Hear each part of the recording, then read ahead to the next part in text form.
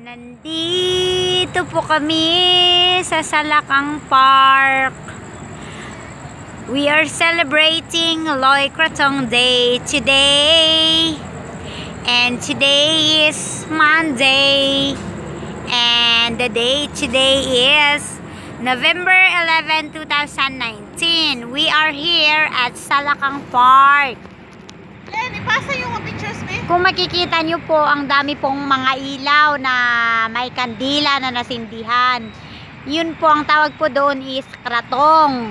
Yung kratong is out of banana leaves, sunflower,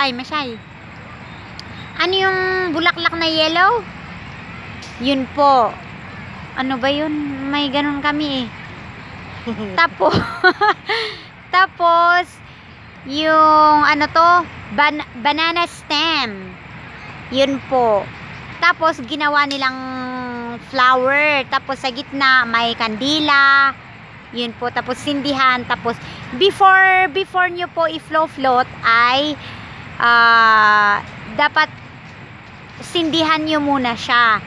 And then, mag-wish po kayo. Then, saka nyo po i-float dito sa tubig. Yan po yung ginawa po namin kanina. At nag-wish po ako ng maraming wish na magaganda. Lahat na yun. Alam nyo na po yun kung ano yung mga magagandang dapat i-wish. Common sense na po yun. Yun po. Ayan, ang dami pang tao oh. Yan oh. Oh, yan. Ang dami pang tao oh. Kami, kanina pa kami tapos. Kanina pa kami nag-float ng kratong namin. Yung kratong po namin, hindi po kami marunong gumawa. Kaya, pinagawa ko po yung isa sa estudyante. Tapos binigay sa akin. Nilagyan ko lang siya ng small candle.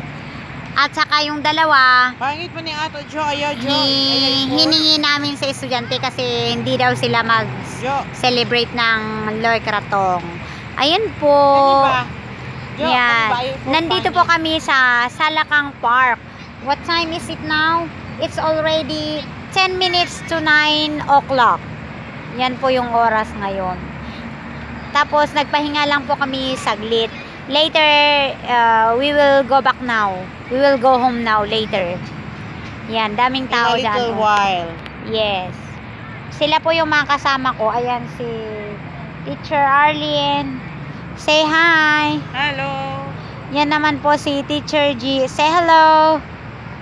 Say hello, Teacher G. Hi. Oh. Yan po.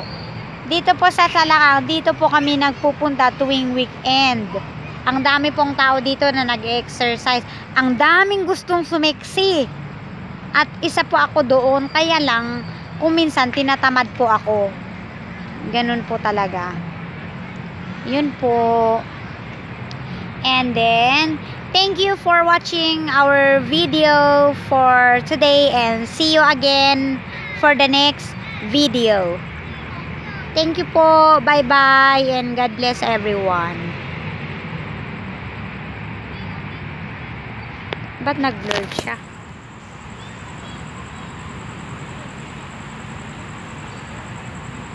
Ang ganda, diba? Yan po. Ang ganda talaga.